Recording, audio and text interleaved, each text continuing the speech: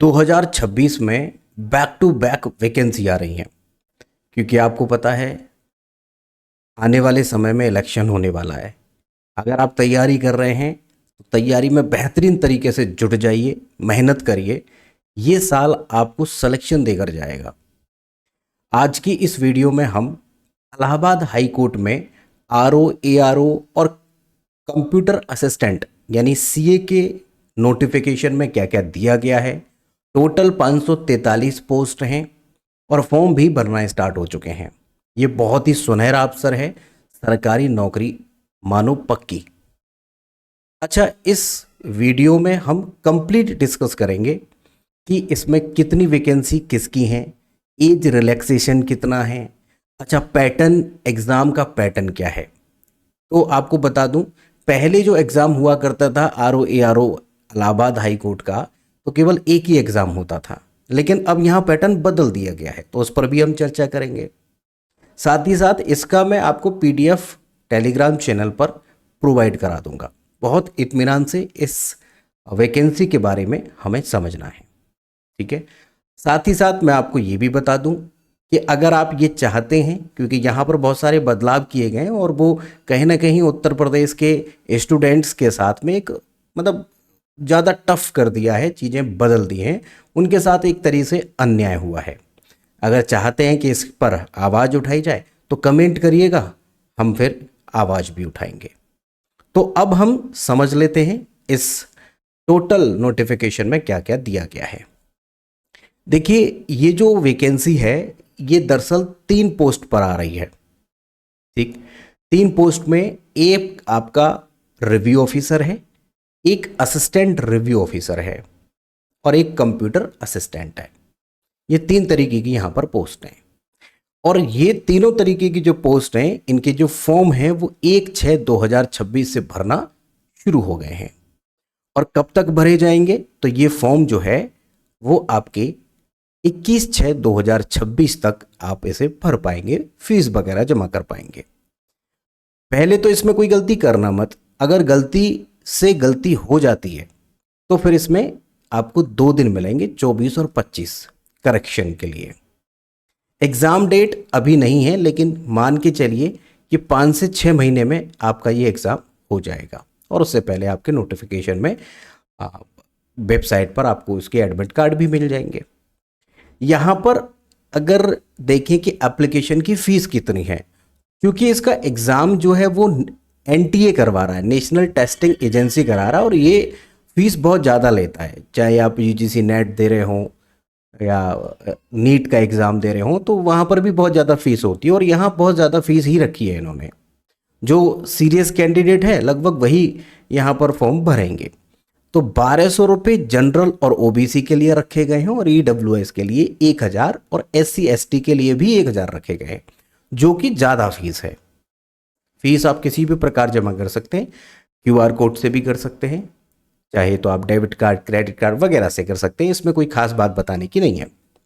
यहाँ पर एज जो है वो काउंट होगी 1/7/2026 के अनुसार। मिनिमम 21 वर्ष आपकी उम्र होनी चाहिए 1/7/2026 के हिसाब से, और मैक्सिमम 35 वर्ष होनी चाहिए। लेकिन यूपी की सभी जॉबों में रिलैक्सेशन भी मिलता है। यहाँ पर रिलैक्सेशन जो है वो तीनों में मिलेगा। अगर आप ओबीसी, एससी और एसटी से आते हैं तो 5 वर्ष का रिलैक्सेशन अलग से मिलेगा। तो अगर आप ओबीसी, एससी, एसटी के हैं तो 40 वर्ष आप मान के चलें। एज कब से काउंट होगी, 1/7/2026 से। तो ये तो बेसिक बातें रहीं, कब से कब तक फॉर्म भरा जाएगा, ठीक है। अब हम देखेंगे कि रिव्यू ऑफिसर, इसकी जो वैकेंसी है ये कितनी है। तो यहां पर वैकेंसी 138 है। ये 8th पे लेवल का या 8th लेवल की ये जॉब है, मतलब लगभग 90 से 95 हज़ार रुपये आपकी सैलरी आएगी। बहुत ही क्लासिक जॉब ये होती है, लेकिन टफ भी है इसको पाना।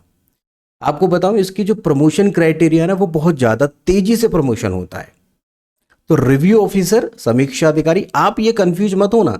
एक सचिवालय में आरओ एआरओ की वैकेंसी आती है, आरओ एआरओ की। एक सचिवालय के अलावा यूपीपीएससी के थ्रू जो हमारा यूपी पीएससी एक आयोग है उसमें भी वैकेंसी आती है, तो वो अलग वैकेंसी है। ये इलाहाबाद हाई कोर्ट की वैकेंसी है, तो इसे मिक्स मत करना, वो अलग है ये अलग है। एआरओ की वैकेंसी 380 दी गई है जो कि 7th लेवल की है। इसमें लगभग 80 से 85 हज़ार आपको सैलरी मिलेगी। ये 25 वैकेंसी है, इसकी सबसे कम है कंप्यूटर असिस्टेंट की। टोटल वैकेंसी 543 है। अब एजुकेशन क्वालिफिकेशन इसमें बैचलर डिग्री है, चाहे आपने बीए किया हो, बीएससी किया हो, बीसीए किया हो, बीटेक किया हो, कुछ भी किया हो, ग्रेजुएशन होना चाहिए। और साथ ही साथ अगर ओ लेवल आपके पास है, बहुत अच्छी बात। 333 आपके पास है नीलेट का, बहुत अच्छी बात। या फिर डिप्लोमा है कंप्यूटर साइंस में, बहुत अच्छी बात। इनमें से तीनों में से कोई एक चीज आपके पास होनी चाहिए, कोई दिक्कत नहीं है। तो ये बहुत ज्यादा हार्ड एंड फास्ट इन्होंने नहीं दिया कि ओ लेवल ही चाहिए, ऐसा कुछ नहीं है। CCC भी आप इसमें भर सकते हैं। कोई आपकी अगर कोई कंप्यूटर का कोर्स आपने डिप्लोमा कहीं से किया हुआ है तो वो भी इसमें मान्य होगा। ठीक है, इतनी बात हो गई। अब देखिएगा यहां पर जो रिव्यू ऑफिसर होगा, इसमें आपको टाइपिंग करनी होगी 25 वर्ड पर मिनट की, जो कि बहुत ज़्यादा नहीं है। अगर आप अभी से इसके लिए प्रैक्टिस करना शुरू कर देंगे तो लगभग 2 से ढाई महीने में आप प्रैक्टिस करके इसे पूरी तरीके से अचीव कर लेंगे। 25 वर्ड पर मिनट के हिसाब से है, और एआरओ में भी 25 वर्ड पर मिनट के हिसाब से है। ठीक है, और जो कंप्यूटर असिस्टेंट है इसमें इंग्लिश टाइपिंग टेस्ट होगा, कंप्यूटर एफिशिएंसी या प्रोफिशिएंसी टेस्ट होगा, लेकिन इसमें ऐसा कुछ नहीं है कि इतनी इसमें टाइपिंग चाहिए। तो आपको टाइपिंग की रिक्वायरमेंट समझ में आ गई, वैकेंसी कितनी है ये समझ में आ गई, एज कितनी मांगी है ये समझ में आ गई। ठीक है, अब हम आते हैं मुख्य चीज जो कि प्रारंभिक परीक्षा के बारे में। देखो अभी तक जो एग्जाम होता था उसमें केवल एक ही चरण होता था, एक आपकी प्रारंभिक परीक्षा होती थी, उसी से सिलेक्शन हो जाता था। लेकिन यहां पर अब इसे मुख्य परीक्षा के तहत दूसरा एग्जाम भी होगा। तो पहली जो परीक्षा है वो केवल क्वालिफाइंग है, केवल क्वालिफाइंग है, यानी पास करनी है, और इसके मार्क्स जुड़ेंगे भी नहीं। ये जो होगी वो एमसीक्यू बेस्ड होगी और ऑफलाइन होगी, ओएमआर पर होगी। टोटल जो अंक होंगे वो 200, और टोटल जो प्रश्न ऑब्जेक्टिव आएंगे वो भी 200 आएंगे। और सबसे बड़ी बात यहां पर जो समय है, पहले भी 180 मिनट का ही था, यानी 3 घंटे का, अभी भी वही है। नेगेटिव मार्किंग पहले भी नहीं थी, अभी भी नहीं है। और यहां पर कोई भी मिनिमम क्वालिफाइंग मार्क्स नहीं है, मतलब आपको टोटल ये क्वालिफाई करना है। यहां पर कोई स्पेसिफिक उन्होंने ये नहीं कहा कि साहब 50% से कम होगा तो हम आपको क्वालिफाई नहीं मानेंगे, बल्कि वो एक मेरिट लगेगी, मेरिट के आधार पर आप चरण फर्स्ट को पास करके आगे पहुंचेंगे। बस इसका इतना काम है, इसके मार्क्स नहीं जुड़ेंगे फाइनल कट ऑफ में। इतनी बात आपको समझ में आई। दूसरा, यहां पर सिलेबस क्या रहेगा, तो पहला जो आपका चरण रहेगा स्टेप 1, इसमें एक तो आपकी जनरल साइंस आनी है, भारत का इतिहास आना है, इंडियन नेशनल मूवमेंट आना है।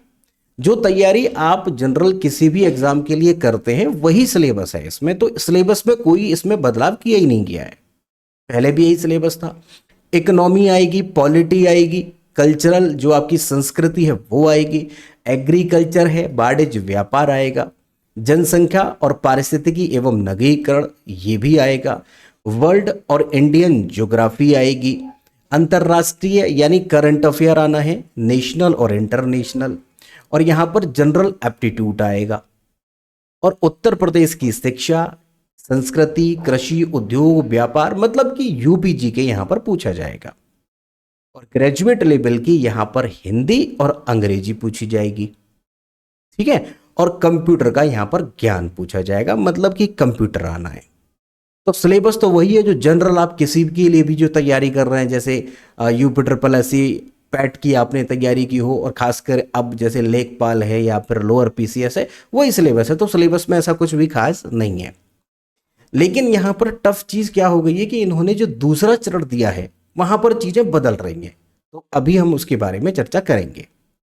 यानी यहां पर एक चीज और है कि अगर आप फर्स्ट स्टेज का पास करते हैं तो यहां टोटल 7 गुना ये पास करवा रहे हैं, उनको मेंस में मौका मिलेगा 7 गुना लोगों को। तो चरण सेकंड और थर्ड में वो 7 गुना लोग ही बैठेंगे, और दोनों तीनों चरण मिलाकर फाइनल कट ऑफ बननी है। ठीक है, इतनी बात आपको समझ में आ गई। कोई भी नेगेटिव मार्किंग नहीं होगी फर्स्ट में, और यहाँ पर कोई भी 3 घंटे का ये पेपर होना है। समझ में आ गया? आगे देखिएगा, अब आता है चरण 2 यानी स्टेज सेकंड। यहाँ पर क्या है कि ये एक जो होगी वो कलम और कागज मोड यानी पेन एंड पेपर मोड होगी, मतलब लिखने वाला, रिटन वाला, ये ऑब्जेक्टिव नहीं होगा। समय कितना है? 120 मिनट यानी 2 घंटे का समय मिलेगा। अधिकतम अंक 150 होंगे, टोटल 150 मार्क्स का ये पेपर होगा सेकंड। ठीक है, अगर आप पहला क्वालिफाई कर लेते हैं तो सेकंड में पहुंचेंगे।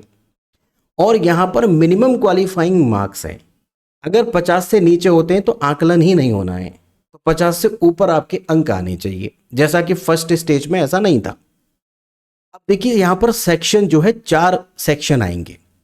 अब वो सेक्शन कैसे बटे हुए हैं? तो सेक्शन ए जो है वो ऐसे राइटिंग का है और इंग्लिश में ऐसे राइटिंग है। ये यूपी के स्टूडेंट्स के लिए सबसे बड़ा टास्क है कि वो इंग्लिश में कैसे ऐसे राइटिंग करेंगे।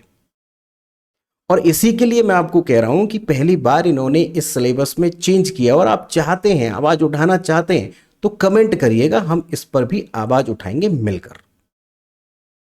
कोशिश करेंगे, क्योंकि इलेक्शन है, आवाज उठी, हो सकता है, संभावनाएं हैं कि सिलेबस चेंज होकर यहां जो एस्से राइटिंग जो आपके लिए सबसे ज्यादा टफ पड़ेगा उसे हटा दिया जाए। हालांकि इन्होंने जो पहला चरण और दूसरा चरण जो लिया है वो नकल की वजह से लिया है, जो कि पहले चरण में पहले आरोप लगते रहे कि यार पेपर आउट हुआ था, पेपर में धांधली हुई थी। यहां पर चरण 2 आ गया, या लिखने वाला पेपर होगा, या धांधली होने के चांसेस ना के बराबर है। तो आप अगर ये चाहते हैं कि भाई चेंज किया गया है, अन्याय हो रहा है, तो करेंगे, फिर आवाज उठाई जाएगी। और ये ऐसे राइटिंग 200 शब्दों में लिखना है, 30 नंबर का ये ऐसे राइटिंग होगा। फिर आपको इंग्लिश में प्रेसिज यानी संक्षेपण लिखना है, वो भी 30 नंबर का होगा। और अंग्रेजी से हिंदी में अनुवाद करना है, वो 25 नंबर का होगा।